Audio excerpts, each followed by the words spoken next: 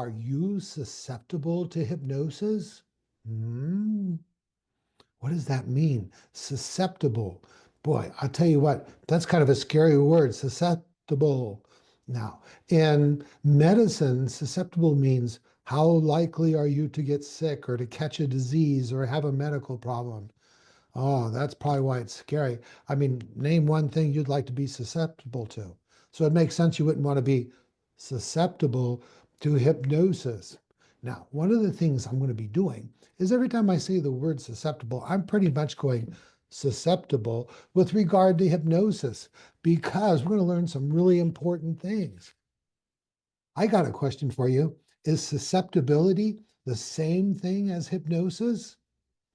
Does it have anything to do with hypnosis? Hmm. Hello, everybody. I'm Cal Banyan. Over 25 years, actually, it's 27, 28 years in the profession of hypnosis and hypnotherapy. Got a master's degree in psychology. I've hypnotized thousands of people. I've done thousands of hypnosis sessions. I've trained thousands of hypnotists around the world. And so I know a little bit about what I'm talking about it. And it all comes real right there in the hypnosis chair experience. I'm interested in knowing what you think. Leave your suggestions below or your answers below. Do you agree or disagree with what I'm saying? I'm always willing to change my mind when I run into some compelling new information. All right, let's look at this word susceptibility. In medicine, susceptibility, as I said before, is used to express one's likeliness to get a disease because of a weaker resistance to it. So, this is bad, right? So there's a lot of bad connotation to the word susceptibility, and it also implies weakness. Well, okay, let's go on. In other dictionaries, susceptibility is defined as how easily a person is influenced. Hmm, influenced. What does that mean? Influence is when people help you to change your mind or to think in a new way, but the secret is influence is not the same as hypnotic suggestibility. Influence happens in the normal state of consciousness.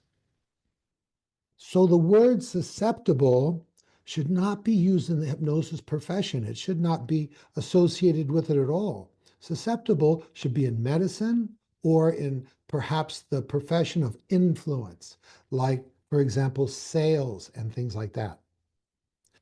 How hypnotizable someone is not about manipulation, nor does it depend on your client being weak in any way. I've found many very strong-minded people, strong-willed people to be some of my very best hypnotic clients.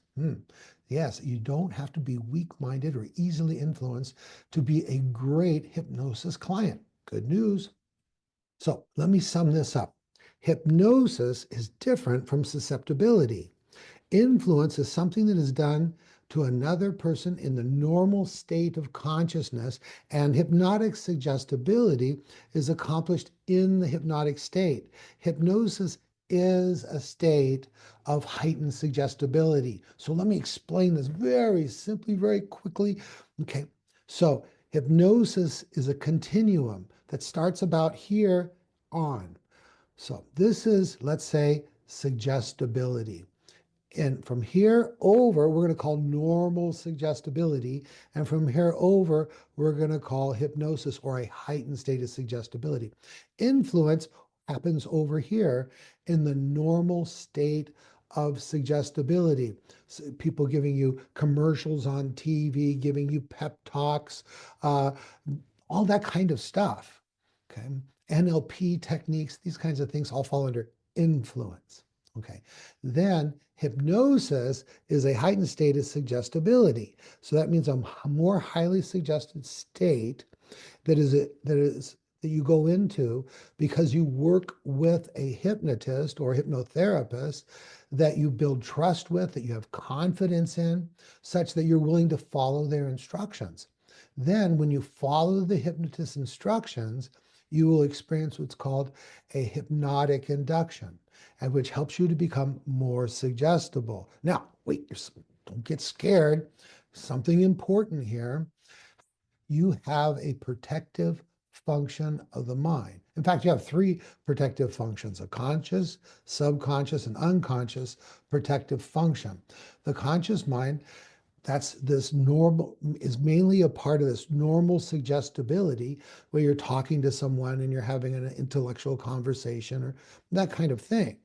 Now, that if you think that person is not telling you the truth or trying to take advantage of you, then what steps in is the protective function of the conscious mind. So at any time you feel like you can't really trust this person or they're not doing something not in your best interest, the protective function, or sometimes I'll call it the protective part, steps in. And what happens is you become very little suggestible. That's right. Even in the normal levels of suggestibility, you have levels of very, very little suggestibility and then normal levels. Very little suggestibility would be times when you don't trust someone, you don't think they know what they're talking about. So you just don't take what they're saying for granted very much. And over here, still in the normal levels of suggestivity, but in the higher end levels, this is when you're talking to an expert, someone that really knows what they're talking about, a professional that you've gone to see, a doctor, and these kinds of things. Now, because of their credentials or your experience with them, you're going to really take to heart what they say. Boom. But if for some reason you find out that person was not what you thought, boom, you're going to go back over here and be very, very little suggestible. This also is true no matter how deep you are in hypnosis. This would be shallow hypnosis. This would be deep hypnosis. If you perceive that that person is not keeping their deal, that they're doing something that doesn't make sense, what happens is it all collapses and you go back over here to not suggestible. All right. So I hope I've got your attention. Isn't that very interesting? So, how susceptible are you to hypnosis? Well, susceptible is completely the wrong word. Susceptible is something that's, has to do with medicine and it has to do with sales and influence, that kind of thing. Hypnosis requires a partnership between two people, and that the client being hypnotized has to trust and have confidence in the hypnotist or hypnotherapist. If that trust or confidence is broken, that hypnotizability goes. So that's a bad, bad word. Susceptibility, it doesn't have anything to do with hypnosis. To the contrary, the ability to be hypnotized and to readily accept suggestions for what you came in for is not a susceptibility, it's a talent. Now, how talented you are depends on you. If you're willing to follow instructions and you're sure you want to do hypnosis and you're able to concentrate, this increases your talent. If you come in and you're tired and you're not sure if you want to make the change, then that lowers your ability to benefit from a hypnosis session. So, susceptibility has nothing to do with hypnosis. What we have is the degree that we happen to be at that moment able to accept suggestions to go into hypnosis, and to how deeply you go into hypnosis is both a talent and also the degree of trust you have with your hypnotist or your hypnotherapist. Always check out credentials, talk to the person or the representative at the office before you connect with them. And your hypnotist should always, always provide you with what's called in the business a pre-talk, where you get a chance to really understand what hypnosis is and what it isn't. And then a pre-hypnosis interview where we find out if you have any questions at all, and they really should take the time to really, really understand what you want and why you want it. It's all really useful in the hypnosis session. All right, what do you think about this stuff? Do you agree or disagree? You want to add to it? I want to hear what you think. Leave a comment and let me know. Like I said, I'm willing to change my mind when confronted with compelling evidence. Oh, you know what? If you find this really interesting, maybe you'd like to become a hypnotist or hypnotherapist. My next course comes up here in Dallas, on site or online. On site would mean you'd be in my physical classroom. Online mean you'll be in the same class with everybody else, but online via your webcam. The next one is May 18th to 24th, 2025. And the next one after that is September 14 to 2025. Don't wait to the last minute for two reasons. There is some pre-study work you need to do before you come into the class. Bunch of real basic stuff and terminology and stuff like that that I know that you can just learn on your own and you don't need to be in class. So we shorten the class by about 2.5 or 3 days by having you just read through that stuff at your own rate. And so we like to have people enroll at the minimum 1 week before the class starts.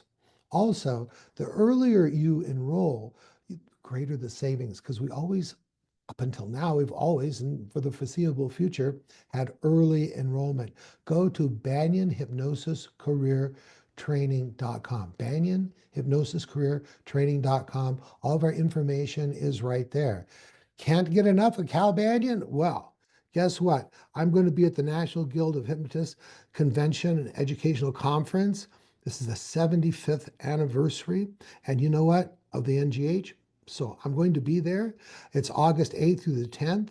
I'm going to be doing a workshop on advanced hypnosis hypnotherapy called 5-Path, an introduction. I'm going to be doing the time tunnel technique where everybody will get a chance to experience hypnosis themselves in the privacy of their own mind. And then I'm going to talk about the secret language of healings. You cannot be a good age regression hypnotist or any other kind of hypnotherapist without a solid understanding on how emotions work. All right, let's see what else. Oh, we also have the 5-Path International Association Hypnosis Professional Symposium. And this is open to everybody. It's going to mostly be advanced topics. It's going to also be here in the Dallas area, October 4th and 5th, 2025. Go to 5-path.com to learn all about that. All right, that's it. See, please like and share. See you in class. Cal Banyan over and out.